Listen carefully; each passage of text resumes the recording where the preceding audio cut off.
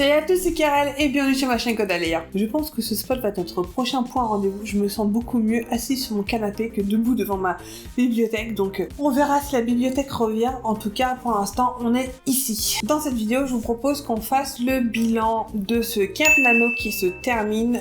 À l'heure où je vous enregistre cette vidéo, on est le 30 avril, c'est ça. Donc le dernier jour du Camp Nano. Donc je vais vous raconter aussi un petit peu comment se sont passés mes 4 derniers jours. Entre parenthèses, il va y avoir un max de circulation aujourd'hui et malheureusement, je vais essayer de les enlever au montage, mais je ne vous garantis rien. Donc il y aura peut-être du bruit, ne vous en faites pas, tout va bien. Bref, revenons donc sur mes 4 derniers jours du Camp Nano. Depuis en fait la vidéo que vous avez vue la dernière fois sur ma chaîne. Donc samedi et dimanche, j'ai fait une bêta lecture pour mon ami Moody. Et donc toute la journée, je n'ai fait que lire son roman, son nouveau roman, pour lui donner un petit peu donc mon avis sur ce qu'elle avait écrit.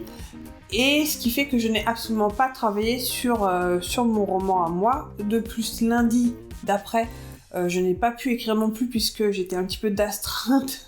Donc je n'ai pas pu travailler sur mon roman, j'ai pu m'y remettre qu'à partir de mardi, je crois. Après, donc samedi, dimanche où j'étais pas du tout la tête dedans et lundi où j'ai pas pu travailler dessus, et ben mardi quand je suis revenue dessus, ça a été beaucoup plus difficile de me remettre dans le bain. J'ai simplement pas encore réussi à me remettre totalement dedans. D'autant que ce que je voulais faire à partir de mardi, c'était en fait continuer l'intrigue et surtout commencer en fait à faire la planification des scènes. Et ça, à mon avis, c'est peut-être un petit peu trop tôt dans mon cheminement. Ils sont en train de faire des travaux dans la maison d'à côté, donc ça va être le festival des bruits. Putain. Donc, qu'est-ce que je disais? Oui, j'ai donc essayé d'arrêter de planifier mon roman pour repartir en fait dans les fiches personnages que finalement je n'avais pas encore terminé. Et pour l'instant, je me consacre un petit peu là-dedans, donc finir les fiches perso des autres personnages, donc des personnages secondaires, des antagonistes, etc. pour pouvoir justement voir eux de leur point de vue, qu'est-ce que je pourrais rajouter aussi comme péripéties. Donc en fait, qu'est-ce qu'ils vont rajouter comme péripéties au personnage principal. Et aussi voir qu'est-ce que je pourrais commencer à creuser au niveau de l'univers général. Comme je vous disais, pour moi c'était un steampunk. Et en fait, je me rends compte qu'au-delà du steampunk, c'est peut-être plus une uchronie tout court que je suis en train de faire. Maintenant, ça pourra peut-être pencher plus vers l'un, plus vers l'autre, tout en sachant que bon, le steampunk c'est aussi une forme d'uchronie, donc on est quand même dans l'uchronie quand on parle de steampunk. Mais voilà, le côté un peu rouage, tout le côté un petit peu décalé en fait du steampunk, je sais pas si ça va être présent dans mon roman, en tout cas à l'heure d'aujourd'hui. Donc revenons un petit peu sur le bilan maintenant général de ce Camp Nano. Je l'ai réussi en termes de mots, même si donc au début j'ai commencé avec 15 000 mots, je l'ai réduit à 10 000. Comme je vous avais expliqué tout au long de ce vlog de Camp Nano, c'était un petit peu compliqué pour moi de quantifier le nombre de mots que j'écrivais ou que je réécrivais tous les jours, puisque j'écrivais sur différents fichiers un petit peu en même temps, que j'améliorais au fur et à mesure des jours, etc. Des fois des documents que je fusionnais ensemble ou que je séparais. Enfin bon, c'était un petit peu compliqué, vraiment en termes de mots. Je pense que c'est vraiment faisable quand on écrit un premier jet, ça c'est carrément faisable. Maintenant, quand on fait comme moi de la prépa, c'est un petit peu compliqué. D'autant que, pareil, si vous avez suivi mes vlogs, je travaille sur 2 projets qui se suivaient. Donc tout d'abord une nouvelle et ensuite donc mon roman. J'ai fait plus de 10 000 mots, même si je pense que j'ai fait à mon avis plus de 12 000 en tout, mais j'ai pas tout compté tout simplement. Ce que je regrette, c'est que dans l'ancienne version du Camp Nano, avant qu'il regroupe le Camp Nano et le NaNoWriMo dans un seul et même site, c'est que en fait les Camp Nano, on pouvait compter les mots comme le NaNoWriMo normal, mais on pouvait aussi compter les heures passées sur le projet en fait. Et pour moi, en tout cas dans mon cas actuel aujourd'hui, peut-être que ça aurait été plus facile pour moi à comptabiliser qu'un compte de mots.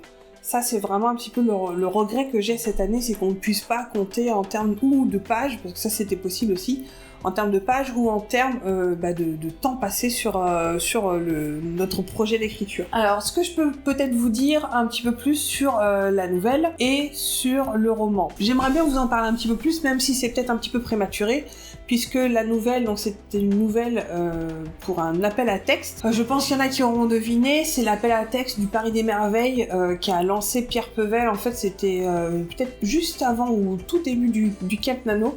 J'ai vu ça sur Facebook et je me suis dit mais ce serait vraiment l'occasion idéale de me lancer là-dedans, d'autant que il y avait en fait une ancienne nouvelle à moi que j'ai écrite il y a très longtemps que je voulais un petit peu retravailler et remasteriser parce que je pensais qu'elle avait du potentiel. Et d'ailleurs, c'était à partir de cette nouvelle-là que je voulais travailler mon nouveau roman. Et en fait, c'est aussi à partir de cette nouvelle-là que j'ai travaillé donc cette nouvelle.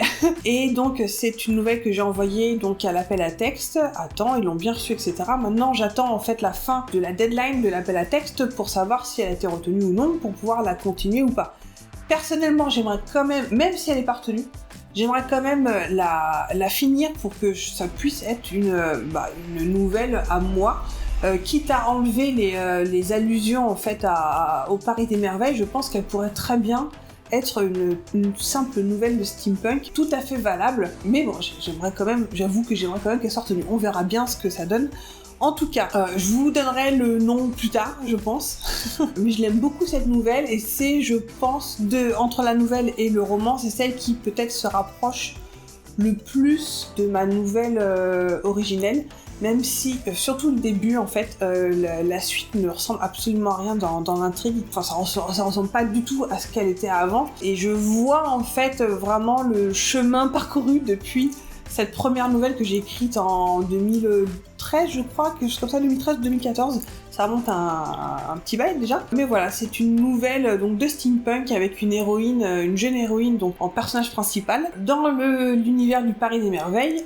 Et donc cet appel à texte concerne ceux qui font régner la loi dans le Paris des Merveilles et ceux qui veulent l'enfreindre, la loi dans le Paris des Merveilles. Donc voilà, je ne vous en dis pas plus, j'essaierai de vous en dire plus quand moi j'en saurai plus. Maintenant, pour reparler de mon roman à proprement parler, il a changé de nom aussi, puisque je lui avais donné un nom, un working title, un nom de travail, qui était en fait le nom de mon ancienne nouvelle qui s'appelait Le Zoo Miniature. Et comme quand j'ai travaillé sur le pitch et sur les personnages, ce que je voulais faire de ce roman, ça n'avait absolument plus rien à voir avec le zoo miniature qui concerne peut-être plus la nouvelle. Ça n'a absolument rien à voir avec un zoo, rien du tout.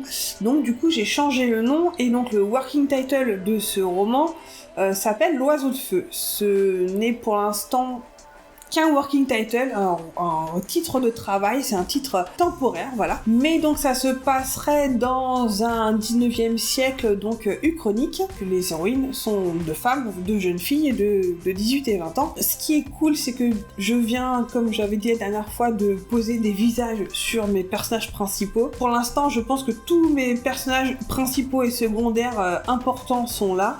Il me reste encore, je pense, quelques-uns sans doute qui vont peut-être apparaître comme ça au fur et à mesure où je vais travailler sur l'intrigue. Pour travailler ce roman, j'ai mélangé plusieurs sources. Je me suis aidée de ce bouquin-là dont je vais vous parler dans mon point lecture du mois d'avril, en fait, qui va être essentiellement autour de ce livre-là, qui est donc l'anatomie du scénario de John Truby, que je ne peux que vous conseiller pour l'avoir lu maintenant en entier. Je vous renvoie vers les 2 vidéos de May.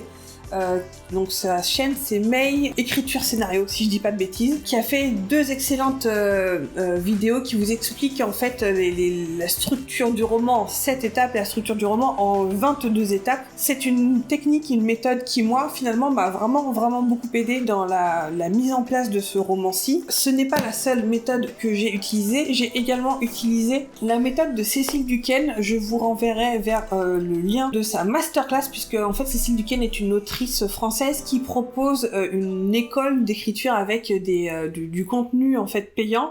Moi j'ai profité d'une masterclass sur l'écriture d'un premier roman qu'elle a mis à disposition tout au début du confinement gratuitement, donc j'en ai profité et je pense qu'elle a d'autres masterclass qui m'intéressent beaucoup. Et en fait j'ai un petit peu mixé sa technique et celle de Truby et finalement je me suis rendu compte que sans forcément le dire, elle suit quand même beaucoup de choses que Troubi met en place dans son roman. Donc les deux méthodes sont totalement complémentaires, elles sont pas du tout indépendantes les unes des autres.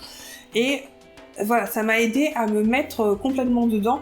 Je pense que là, pour l'instant où j'en suis, j'ai une intrigue pour l'instant en gros, on va dire, dans ces grandes lignes, de manière un petit peu plus rétrécie.